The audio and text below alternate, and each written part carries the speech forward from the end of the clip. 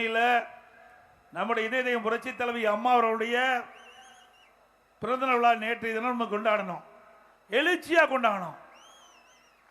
இன்றைக்கு பொன்மனச்சம்பல் புரட்சி தலைவர் எம்ஜிஆர் வழியிலே வந்த இதயம் புரட்சி தலைவி அம்மா அவர்கள் இன்றைக்கு இருவரும் தலைவர்கள் அவருடைய பிறந்தநாள் விழா வருகின்ற பொழுது நாடே எழுச்சியோடு கொண்டாடும்.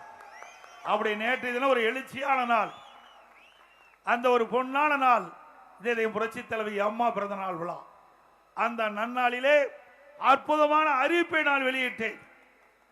ஒவ்வொரு குடும்பத்திற்கும் உதவித்தொகையாக 10,000 ரூபாய் வழங்கப்படும் என்ற அறிவிப்பை வெளியிட்டேன். இன்றைய தினம் ஒரு அரசு நிகழ்ச்சியிலே கலந்து கொண்டு பேசுகின்ற பொழுது பேசுறார், பூஜ்ஜியம் பூஜ்ஜியம் ஒன்றா சேர்ந்தா பூஜ்ஜியம் தான் கிடைக்கணும். ஸ்டாலின் அவர்களே, உங்களுடைய கனவு அப்படி இருக்குது, நாங்க என்ன செய்யறது? ஆனா திராவிட முன்னேற்ற கழகத்தை பொறுத்த வரைக்கும் தேர்தலில் பூஜ்ஜியத்தை தான் மக்கள் கொடுக்க போறாங்க இந்த கூட்டணிக்கு. இன்றைக்கு நடைபெறுகின்ற தேர்தலில் ராஜ்யம் யாருக்கு என்று மக்கள் பார்க்கின்ற பொழுது நம்முடைய கூட்டணிக்கு தான் ராஜ்யம். யாருக்கு பூஜ்ஜியம்? ஸ்டாலின் தலைமையில் இருக்கின்ற கூட்டணிக்கு. ஆகவே ஸ்டாலின் அவர்களே, பூஜ்ஜியத்தை பற்றி சிந்தித்து சிந்தித்து உங்களுடைய காலம்தான் விரைவாகும் என்பதை இந்த நேரத்தில் தெரிவிக்க விரும்புகின்றேன். அது மட்டுமல்ல, இன்றைக்கு ஸ்டாலின் பேசுறார், அவரு 5,000 ரூபாய் அறிவிச்சதுனால தான் அது சூப்பர் ஹிட் ஆகிட்டு தான். 5,000 ரூபாய் அறிவிச்சது சூப்பர் ஹிட். எப்படி அறிவிச்சாங்க? பிப்ரவரி மாசம் உரிமை தொகை கிடையாது, மார்ச் மாசம் உரிமை தொகை கிடையாது, ஏப்ரல் மாசம் உரிமை தொகை கிடையாது. அந்த 3 மாத உரிமை தொகையை சேர்த்து கோடை காலம் 2,000 ரூபாய் 5,000 ரூபாய் கொடுத்திருக்கிறார். எதுக்கு?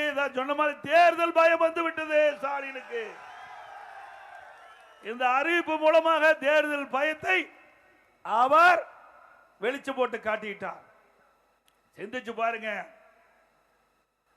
ஏன்னா ஒவ்வொரு மாதமும் கிடைக்க வேண்டிய தொகையை முன்பணமா கொடுக்கிறார், அவ்வளவுதான். இவர் அறிவிச்சாலும் அறிவிக்காவிட்டாலும் தொடர்ந்து நடைமுறைப்படுத்துகின்ற திட்டம் அது செயல்படுக்கும்.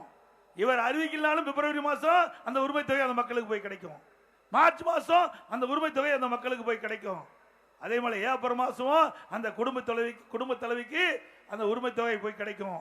ஆனா இவர் ஒரு நாடகத்தை அரங்கேற்றி ஏதோ மக்களுக்கு பெரிய தொகையை கொடுப்பதை போல ஒரு பொய்யான தோற்றத்தை உருவாக்கி ஒரு கவர்ச்சிகரமா இதை அறிவிச்சு மக்களுடைய வாக்குகளை பெறுவதற்கு தந்திரமாக ஸ்டாலின் எடுத்த அறிவிப்பு தான் இந்த அறிவிப்பு.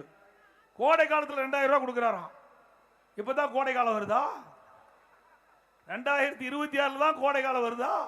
இந்த ஆட்சி பொறுப்பேற்று 22வது வருஷம் கோடை காலம் வந்தது, 23வது வருஷம் கோடை காலம், 24வது வருஷம் கோடை காலம், 25வது வருடம் கோடை காலம்.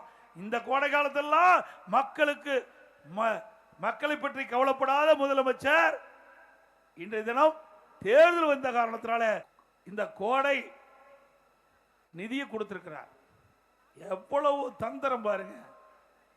அதான் சூப்பர் ஹிட் தான். திரு ஸ்டாலின் அவர்களே, சூப்பர் ஹிட். நாங்க 10,000 கொடுத்தது அறிவித்ததா சூப்பர் ஹிட்.